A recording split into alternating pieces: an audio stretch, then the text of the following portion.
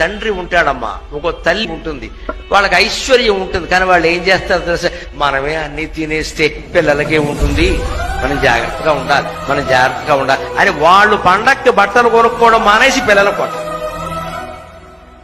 ఈ త్యాగం కూడా పిల్లలు చూస్తారు. మా నాన్నగారు ఎప్పుడు కొత్త పంచి కట్టుకోవడం చూడలేదు, ఎవరైనా కొనిస్తేనే కట్టుకున్నారు కానీ ఆయన అంతటా ఆయన కొనుక్కోలేదు అని ఈ కొడుక్కి అనిపించింది అనుకోండి, వాడు ఆ తండ్రిని ఎలా చూసుకుంటాడు, జాగ్రత్తగానే చూసుకుంటాడు.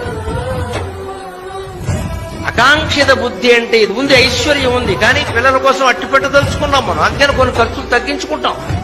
మనం సినిమాకి వెళ్ళడం మానేసి వాళ్ళని పంపిస్తాం.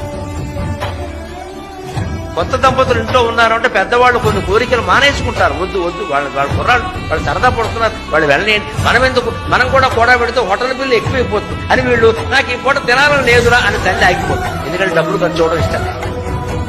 ఎన్ని కోట్లు ఇచ్చి ఆ తల్లి రుణం తీరుస్తారమ్మా?